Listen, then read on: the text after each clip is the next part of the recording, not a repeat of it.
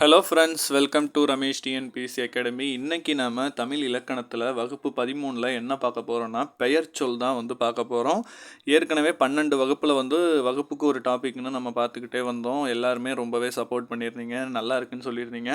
அந்த வரிசையில் இன்றைக்கி நாம் பெயர் சொல் பார்க்க போகிறோம். இந்த டாபிக் பார்த்திங்கன்னா ரொம்பவே ஈஸியான ஒரு டாபிக். அதே சமயம் டிஎன்பிஎஸ்சி குரூப் 4லையும் சரி, குரூப் 2லையும் சரி, பொது தமிழில், அதுபோக மற்ற எக்ஸாம்லேயும் சரி, பொது தமிழில் இலக்கணத்தில் கண்டிப்பாக இதுலேருந்து ஒரு கொஷின் வந்துடும். ரொம்பவே ஈஸியாக தான் கேட்பாங்க. 1 அல்லது 2 கொஷின் கூட இதுலேருந்து வரதுக்கான வாய்ப்புகள் இருக்குது.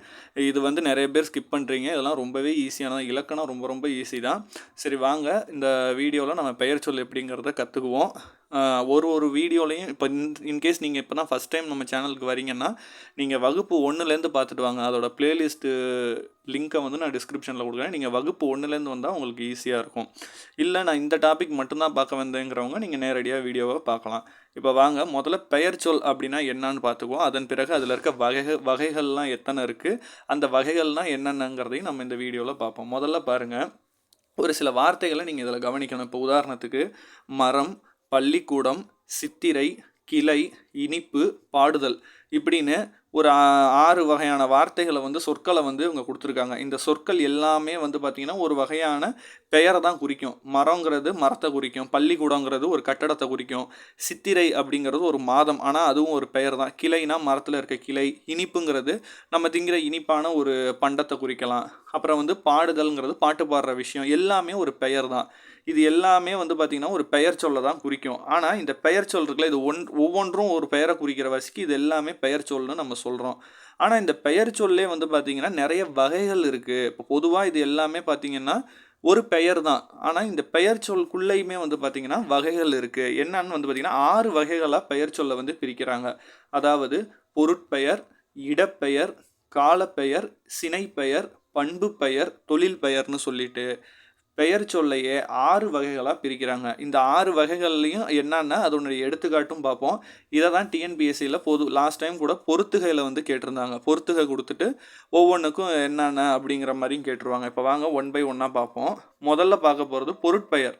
இந்த பொருட்பெயர் அப்படின்னா என்னன்னா ஒரு பொருளோடைய பெயரை குறிக்கிறது தான் பொருட்பெயர்னு சொல்லுவாங்க. இது என்னப்பா ஈஸியாக இருக்குது, ஒரு பொருள்னால் எல்லாமே பொருளை தானே குறிக்கும்னா அதுலேயும் என்னென்ன மாதிரியான பொருள்னு சில விஷயங்கள் இருக்குது. இது பார்த்திங்கன்னா உயிருள்ள பொருளையோ உயிரற்ற பொருளையோ குறிக்கும் அப்படிங்கிறாங்க. உதாரணத்துக்கு மரம், செடி, மயில், பறவை, புத்தகம், நாற்காலின்னு பொதுவாக நமக்கு இருக்கக்கூடிய பொருள்லாம் இருக்குல்ல, நம்ம கண்ணில் தென்படக்கூடிய உயிருள்ள அல்லது உயிரற்ற பொருட்களை எல்லாம் குறிக்கக்கூடிய பெயர் தான் இந்த பொருட்பெயர். சரிங்களா? இதில் வர எடுத்துக்காட்டையும் பார்த்துக்கோங்க. இதுலேருந்து கொஷின் கேட்பாங்க. ஆனால் அடுத்து இடப்பெயர் அப்படிங்கிறது பார்த்திங்கன்னா ஒரு இடத்தின் பெயரை குறிக்கக்கூடிய இதுதான் பார்த்திங்கன்னா இடப்பெயர். இதுக்கு எடுத்துக்காட்டு கொடுத்துருக்காங்க. சென்னை, பள்ளி, பூங்கா, தெரு. நிறைய பேர் நினைப்பாங்க அப்போ ஊர் பெயர் கொடுத்தா மட்டும்தான் இடப்பெயரான்னு கேட்டால் கிடையாது. ஒரு மக்கள் வசிக்கக்கூடிய இடம், தங்கக்கூடிய இடம், செயல்படக்கூடிய இடங்கள்லையும் அந்த இடப்பெயரில் நம்ம சொல்லலாம். இப்போ உதாரணத்துக்கு சென்னை, திருச்சி, தஞ்சாவூர், மதுரை, கன்னியாகுமரின்னு ஊர் பேர் கொடுத்தா தான் அது இடப்பெயர்னு நினைக்கூடாது. இப்போ பள்ளிக்கூடம் அப்படிங்கிறது அந்த பள்ளிக்கூடம் நம்ம செல்லக்கூடிய ஒரு இடம் தான்.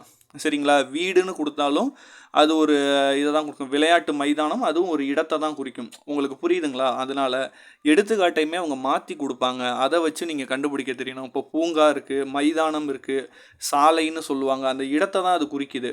சரிங்களா? அந்த இடத்தை அது குறித்து வந்தாலும் அது இடப்பெயர்லேயே தான் வரும்.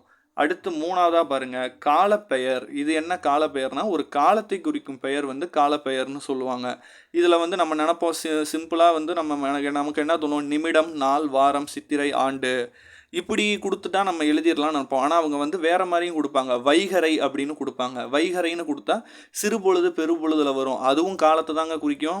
நம்ம எப்படி யோசிப்போம், நிமிஷம், நாள், வாரம், மாதம் அப்படி கொடுப்பாங்கன்னு நினைக்கக்கூடாது. அவங்க தூய தமிழ்லையும் மாற்றி கொடுப்பாங்க. இவன் சித்திரையான் அப்படின்னு லாஸ்ட் டைம் கொஷின் வந்துச்சு.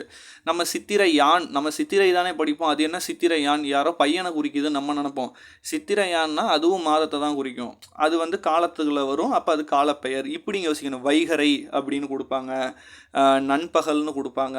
ஆண்டுலேயே வேறு மாதிரி இருக்குது, வருடமில் வேறு மாதிரியும் பெயர் வரும். அதனால் அவங்க எப்படி கொடுத்தாலும் அது காலத்தை குறிச்சிச்சுன்னா அது காலப்பெயர். அதனால் கவனமாக நீங்கள் இது பண்ணணும். அடுத்த அடுத்து வந்து சினைப்பெயர். சினைனா என்னன்னா உறுப்பு அப்படிங்கிற ஒரு பொருள் இருக்குது. ஒரு பொருளோட உறுப்பை குறிக்கக்கூடிய பெயர் தான் வந்து சினைப்பெயர். உறுப்புனா மனித உடலில் இருக்கக்கூடிய உறுப்பு மட்டுமல்ல, ஒரு செடி கொடிகளாக இருக்கட்டும், மரங்களாக இருக்கட்டும், மிருகங்கள் பறவைகளுக்கு வந்தாலுமே அது அதனுடைய ஒரு அங்கத்தை ஒரு உறுப்பை குறிச்சிச்சுன்னா அது சினைப்பெயர் தான். இப்போ கண் அப்படிங்கிறது ஒரு பொதுவானது, விலங்குகளுக்கும் இருக்கும் மனிதர்களுக்கும் இருக்கும். கை, இலை, கிளை போன்ற உறுப்புகளை குறிச்சிச்சுன்னா அது வந்து சினைப்பெயரில் வரும். அடுத்து வந்து பாருங்க, அடுத்து வந்து பண்பு பெயர். இது என்ன பண்பு பெயர்னா, ஒரு பொருளின் பண்பை குறிக்கும் பெயர் பண்பு பெயர். பண்புனா அதில் நிறைய விஷயங்கள் இருக்குது. ஒரு பொருள் இருக்குன்னா அதனுடைய வடிவத்தை குறிக்கும், அதனுடைய நிறத்தை குறிக்கும், அதனுடைய தன்மையை குறிக்கும், அதனுடைய செயலை குறிக்கும். இப்போ உதாரணத்துக்கு என்கிட்ட ஒரு பந்து இருக்குன்னா அது வட்டமாக இருக்குது, வட்டமான பந்து அப்படின்னு நான் சொல்கிறேன்னு வைங்களேன். அது வட்டம், அந்த வட்டத்தை வந்து வட்ட வடிவில் இருக்குது அப்படின்னா அதுவும் அதனுடைய பண்பு தான். இல்லை என்கிட்ட ஒரு ஒரு கண்ணாடி இருக்குது, அது வந்து சதுரமாக இருக்குது அப்படின்னு நான் சொல்கிறேன்னா அதுவும் வந்து பார்த்திங்கன்னா அதோட பண்பை தான் குறிக்கும். இல்லை இது வந்து ஒரு நிறத்தை குறிக்குது, அது சிவப்பு நிறத்தில் இருக்குது, இது வந்து மஞ்சள் நிறத்தில் இருக்குது, செம்மையை குறிக்குது, அது நன்மையை தருகிறது, இந்த இந்த மருந்து வந்து நன்மை பயத்தலாக இருக்குது அப்படின்னா அதனுடைய பண்பை தான் அது சொல்லுது. அந்த பண்பை குறித்து வர்றது எல்லாமே வந்து பார்த்திங்கன்னா பண்பு பெயரில் வரும். இறுதியாக வந்து பார்த்திங்கன்னா தொழில் பெயர். ஒரு தொழிலை குறிக்கும் பெயர் வந்து தொழில் பெயர்னு வரும். இது பெரும்பாலும் படித்தல், ஆடுதல், நடித்தல், பாடுதல், தல்தல்ங்கிறதுல தான் முடியும். ஆனால் தொழில் பெயருக்கு நான் தனியாக ஒரு வீடியோ போடுறேன். ஏன்னா அதுலேயுமே சில வகைகள் இருக்குது. லாஸ்ட் டைம் டிஎன்பிஎஸ்சியில் வாழ்க்கை அப்படிங்கிற ஒரு வார்த்தையை கொடுத்துருந்தாங்க. வாழ்க்கை அப்படின்னா அது என்ன தொழில் பெயரில் வராதுன்னு நிறைய பேர் நினச்சிட்டாங்க.